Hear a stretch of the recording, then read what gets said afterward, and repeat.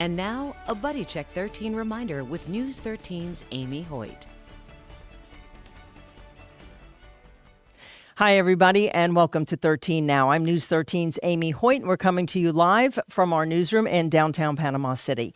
Today is the 13th of the month, and as you know, that means today is We Wear Pink for Buddy Check Day, and we always remind you to check for lumps in your breast, take care of your health. If you're over 40, definitely get those routine mammograms.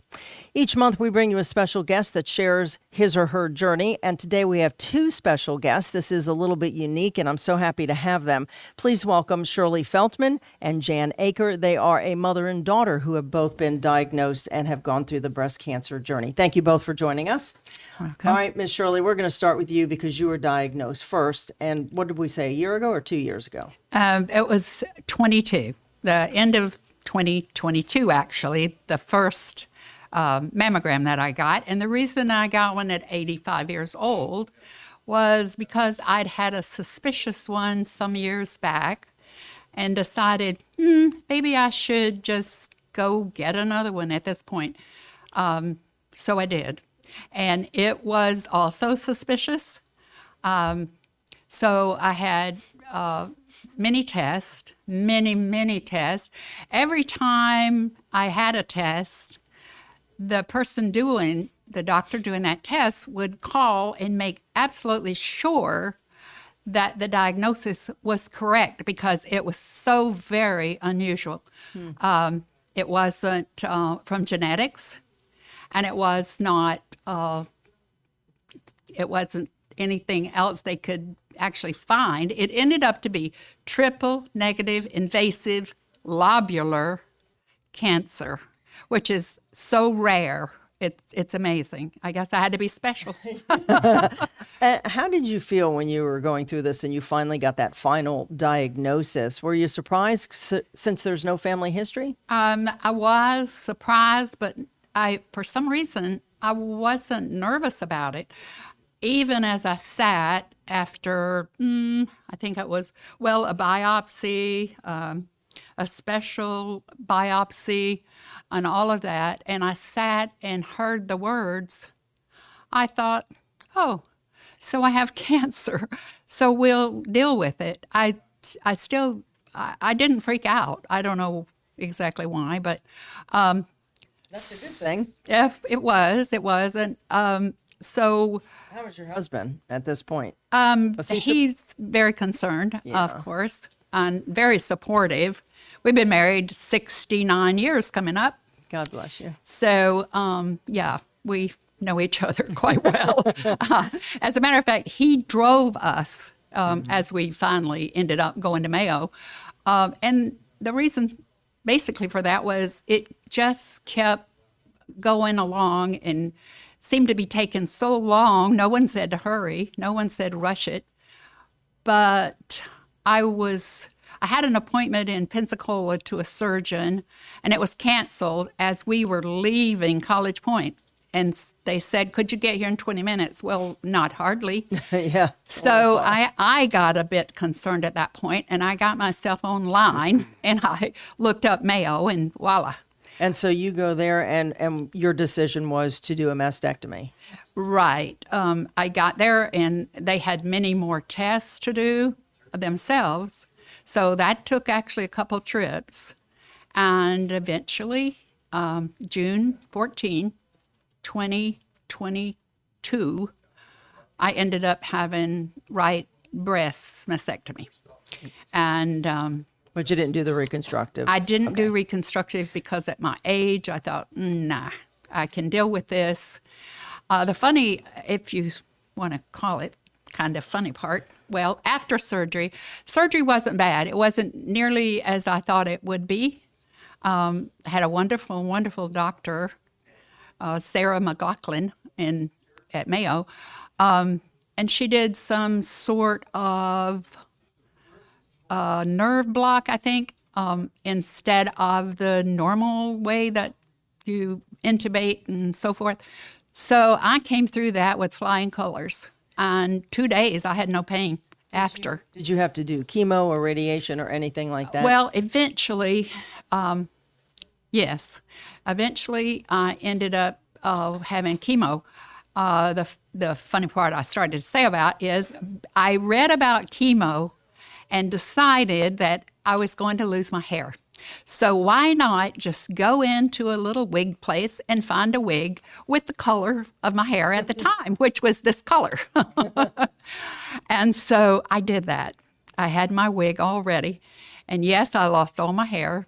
I had wigs. My 4 daughters gave me every kind of little cover in the world, little decorative things you could put on, and all of that. And yes, my Jan was my advocate, absolutely.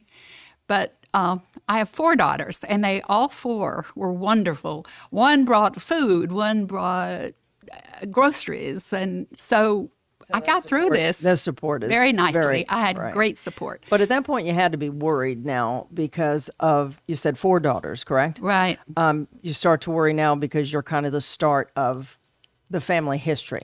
So Yes. that takes us to Jan, who's Right. also with us today. And Jan, you're diagnosed. First, let's talk about what you're thinking while you're going through with your mom. Oh, it was hard. Sure. I mean, it's your mom. Yeah. A rock. Yeah. And so how are you helping her? In the back of your mind, you're just taking care of her. You're not thinking, what about me? Well, what time? Yeah. Not but yet. she had it before I had it, so thank goodness. She's strong. Yeah, she's very strong. Yeah. All right. Tell me about you. And so now she's on the mend, Mm-hmm. and how do you determine you have breast cancer? Mine was a routine mammogram. I was trying to get in with my physician. She was out of town, so I saw a PA, which was I was a new patient to her. Her name was Melissa Summers. I never have thanked her, actually. I'm so glad I can have this opportunity to do so. But she did catch it on a routine mammogram and even tried to show me, and I couldn't even feel it where she was showing me. I couldn't feel the mass or the, but she had tagged it for when they did the mammogram to get an accurate one. And then that came back, I guess, questionable. And so then I had the biopsy. Was that routine, or did you go specifically because your mom had been diagnosed? Nope, just routine. It was routine. Routine. So you were a good girl. You went Yes. routinely and Routinely had those, every year. and had those tests. I think Okay. I was like 3 months late is all. So now what's going through your mind? You get that diagnosis. I mean, what are you thinking? I had a suspicious feeling that when they did the biopsy, the way she described it, that it did not sound like it was dense breast tissue. So in the back of my mind, I kind of already had a plan because I saw my mother go through 3 months of heck trying to get back and forth. Right. So I had already had the name of the surgeon, the phone number, the fax number, and all the information when they did call and give me the prognosis. And so So you went to Mayo I had Clinic a too? sense of peace because of that, yeah. So I went to Mayo as You well. went to Mayo as well. And when was your diagnosis? How long ago? I got diagnosed July the 12th, 23. Wow. Which was almost a year and 6 months to the date of my mother's. That's crazy. And because of her, just not knowing, we didn't know that it was so aggressive, that I was pushed by my sister and one of my tennis friends, Ellen, on my tennis team, every day would call. So I actually had surgery on September the 8th. So that's how fast I got in, Wow. 23. And you opted for the double mastectomy. I did because they had done the scan here in Bay County, and they saw just one spot. So I was going to have a lumpectomy. But when I went to Mayo, they do not let you use mammograms or from anywhere else but their facility. Right. So it lit up 5 places, and so Wow. I said, "This is silly. Just get the double So you mastectomy." just did it. I chose the double. And then you did the reconstructive surgery. Yes, I did. Yeah. But I guess you didn't need, if you're doing a double, you don't need chemo or anything. Well, it depends if I had gone slowly, even though it wasn't aggressive as hers. It would have got into my lymph nodes, and I probably would have had to have chemotherapy and radiation. In fact, I prepared myself emotionally for it, and then I decided to throw it out there to my prayer group, and everybody prayed really hard. Made a difference, didn't it? Yep. Your faith is important. Very important. Ms. Shirley, now how are you feeling? Now you're recovering, and now your daughter's been diagnosed. Like this has to be a shock. Oh, it was. It was. It was terrible. I felt worse than I did when I found mine. Actually, it was such a shock. I had no idea, and mine was so different also, and they couldn't name it to start with, and they couldn't believe it to start with. So, yeah, it was a shock. It was a shock for me. You're the types. I know there's like a bunch of different types of breast cancer. Was yours the same as your mom's? No, she had that very rare triple negative. Mine was the very most common that there is, the positive hormonal and negative HER. And you're both feeling great now. You both look great. So I'm assuming you're both feeling good. Yeah. Yes. And now my follow-up is now I'm free of cancer for 2+ years. So until that 2-year mark, I was going every 3 months to Dr. Johnson here in town, and they do blood work, and then I go back in 3 or 4 days, and they tell me the results, and the results have been fine every time so far. But now that I've passed that 2+ years, I can go 4 months now, every 4 months for the lab work. That's a lot. And so, that kind of helps too. But I don't dread the lab work or anything. It's just a routine that I do. But I started back, I never shut myself up. I have a great group of friends. We've been together like 20 years. We were Red Hatters, and now we're just friends. So,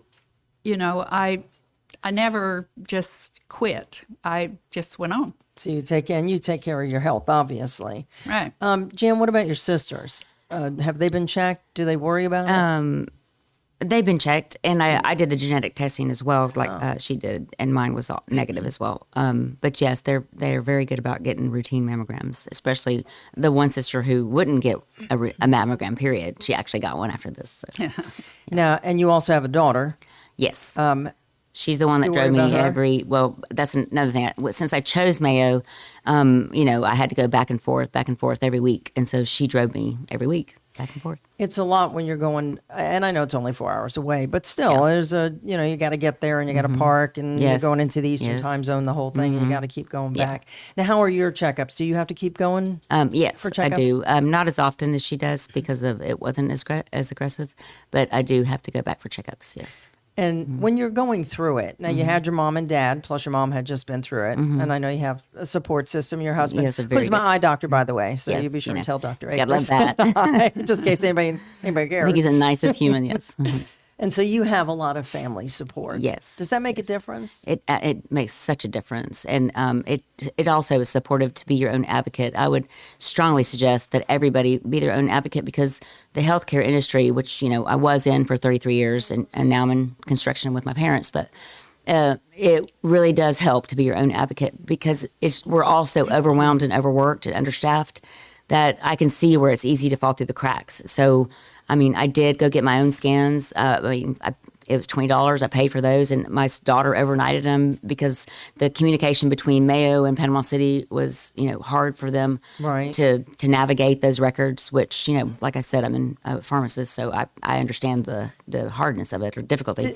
Did being in the medical field make it easier or harder for you? Because, we always say nurses and doctors are the worst patients when they get sick. I think that I probably would have been the worst patient if it had not been for, like I said, family support and my sister just riding me every day. Yeah. To make sure. And then my daughter driving me, because I can't stand to drive. So yes, it was great. Now, this is pretty recent for both of you. Do you share your story with others, or is this the first time you've spoken out publicly? I don't know about her, but I know that I do not talk about it. I think that I've always wanted to share this. I just didn't know the platform in which to share it with. So I was very happy when Kim Gore called me, even though I don't like to talk live or even, give any kind of speech. Great. But I felt like this was the right platform. So I feel blessed that I was able to share. Well, we feel feel blessed that you touch one person's life would be amazing. Yep. Yeah. So from now on, at this point, moving forward after this, because this will play over and over on the internet for the rest of our natural lives. Well, so people might call you or somebody or neighbor. And what will your advice to them be? Oh, I would listen and help them any way I could. Yeah. And what should they do first? I make sure they have routine mammograms, and I would say do the self checkup, but I'd be a hypocrite, so I can't really say that because I don't self. You didn't do it then, but you did get the mammograms. Yes, and I'm a firm believer in the mammogram. Usually, it's the opposite. Yeah. we don't want to get the mammogram, but it's easy to check for yourself It's at home. so easy to get the mammogram. It's painless. It takes, less than a minute. I think it's By the time you go, oh, it's over. Yes. Yeah. Yes. Right. And I mean, and What I self-checking would is- suggest is if you find that you have cancer, move quickly. That's Yes, all. yes. Move quickly. Don't just lobby around because it makes a big difference. Mine, it did. I had Absolutely. lots of lymph nodes removed because of a it. lot Right. of lymph nodes And removed. Yes. that was almost more painful than actually the surgery, the breast surgery. The lymph nodes. Right. Once it goes into Make a that, difference. then Yes. that take them out. Yeah. Is there anything I haven't asked either one of you? It's unusual for us to have the mom and the daughter at the same time, and I don't want to let you go without asking a final question. Is there anything that you would want to get out that you'd want people to know? I think I'm with my mother. I think that because we've never dealt with it before, that we didn't know the urgency. And I think urgency is a fantastic word because, like I said, we didn't know. And I guarantee you, as in the medical field, if we had acted quicker, she would absolutely not have that many lymph nodes involved. And breast think- cancer can grow quickly, right? Yes. Right. And I had the kind that did. So you never know. So just get a move on, I say. So you both take care of your health, I see. So, Yes. but does it still play in the back of your head? And it's recent. I mean, it's not like 5 years have gone by. It's in the last year or two. Do you worry about it? I don't. I don't. No? I don't. Not at all. No. Two strong women. No. And I actually think, I know this sounds crazy, but I had for my experience with Mayo, they give you free dietitian, you get free this and that. And I had a therapist actually say, I've never heard somebody say that cancer was a blessing, but it changed me. So for me, it was a blessing. Right. I could only I'm more imagine. empathetic. I'm more, passionate about healthcare. And I think I'm a good advocate, and now I'm a better listener. Let's put it that way. You're a great advocate. You're great. Well, you both did a great job today. I can't thank you both enough for coming in and sharing this story. So Thank you. highly Well, thank you unusual. for having us. There's so much we all got out of that today. Thank you so much. Shirley Feltman, mom, and daughter, Jan Aker, both breast cancer survivors. We appreciate them Thank you both for having us. very much. Thank you. Well, as we talked about, check for lumps, get those mammograms after 40. Don't let the time pass, as they mentioned. Take care of your own health. Early detection is key. Thank you for watching.